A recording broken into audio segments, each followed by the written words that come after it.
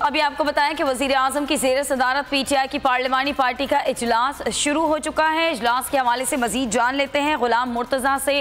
गुलाम मुर्तज़ा, बताइएगा इजलास का एजेंडा क्या है? जी, वज़ीर आज़म इमरान खान की ज़ेर सदारत तहरीक इंसाफ की पार्लिमानी पार्टी और इत्तेहादी जमातों का इजलास शुरू हो चुका है।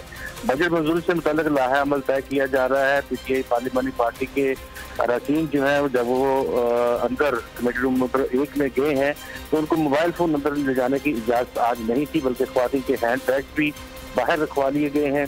प्रवेश खट्टर, शरीम ज़ारी, फैसल वाडा, फवाद चौधरी, अली अमीन गंडापुर समेत दीगर अहम रहनुमा इसमें शरीक हो चुके हैं। इत्तेहादी जमातों के रहनुमाओं में शेख रशीद अहमद, तारक बशीर चीमा, जुबैदा जलाल, सेंटर रफीक शेख जो है वो अभी इस इजलास में शामिल है।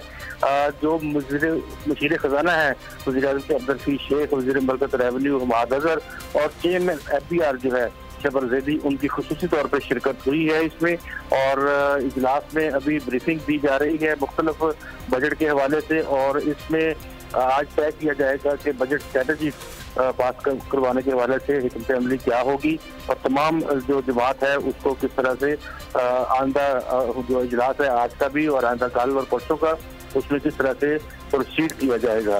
इसके साथ साथ एक और अहम खबर मैं यहाँ आपको देना चाहूँगा कि इलेक्शन कमीशन के मेंबर सिंध और मेंबर बलोचिस्तान की तैनाती का मामला जो है वो भी गुज़िश्ता रोज से डेडलॉक का शिकार हो गया है। आज हमारी अभी बात हुई है वज़ीर आज़म के मुआवन नईमुल हक से, जिन्होंने ये कहा है कि ये मेंबरान की तैनाती डेडलॉक का शिकार है और अपोजिशन लीडर के मबैन वज़ीर आज़म के मबैन इत्तफाक़ राय नहीं हो सका। उसके बाद कमेटी में जाना था ये मामला, तो कमेटी में गया लेकिन वहाँ पे भी डेडलॉक हुआ।